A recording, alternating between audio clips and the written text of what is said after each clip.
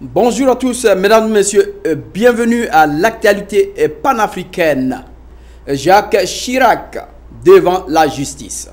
C'est une affaire qui a commencé il y a plus de 25 ans lorsque des emplois ont été payés par la mairie de Paris de 1983 à 1998 alors que Jacques Chirac en était le premier édile. Il n'abandonnera cette fonction qu'en 1995 pour entrer à l'Élysée. Et selon la justice d'instruction qui s'occupe du dossier, ces 21 emplois étaient fictifs car ces chargés mission travaillaient en fait pour la RPR, le Rassemblement pour la République, le parti politique de Jacques Chirac.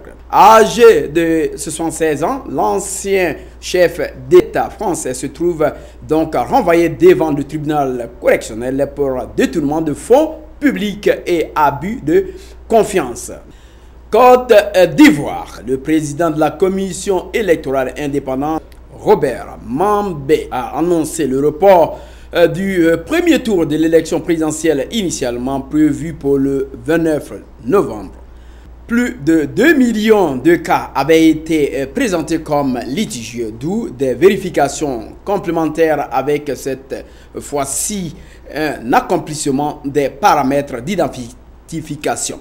Plus d'un mois aura été nécessaire pour achever cette phase et permettre ainsi de repêcher 1,7 million d'électeurs supplémentaires. La liste électorale provisoire sera donc finalement affichée dans 11 000 centres sur toute l'étendue du territoire ivoirien.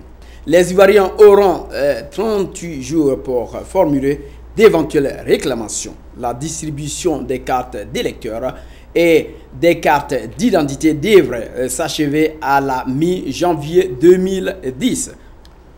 En Guinée, le président Compaoré reçoit des membres de la junte guinéenne à l'issue des discussions mardi dernier à Ouagadougou avec les délégués de la junte au pouvoir. Le président Blaise Compaoré, également médiateur de la crise guinéenne, fera une synthèse de différentes propositions et soumettra au parti guinéen un projet d'accord à négocier. Il va probablement entendre la délégation de la junte sur la nouvelle autorité de transition, le processus électoral et les conditions d'éligibilité. Ces points avaient déjà fait l'objet de discussions entre le médiateur et des représentants des forces vives.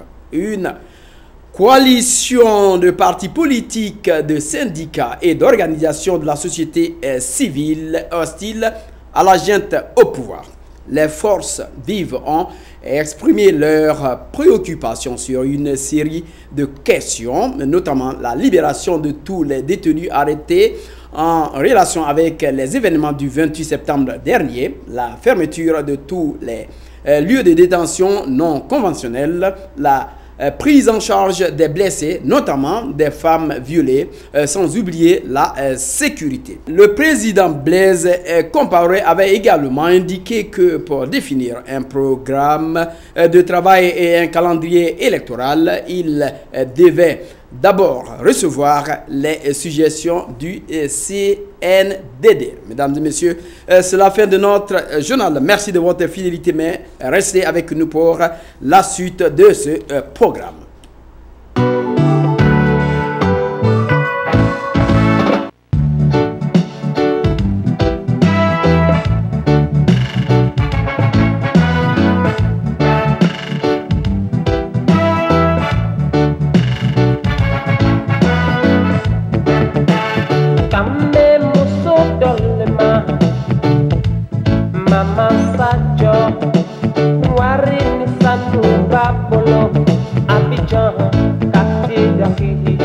Elle a tout pour être heureuse.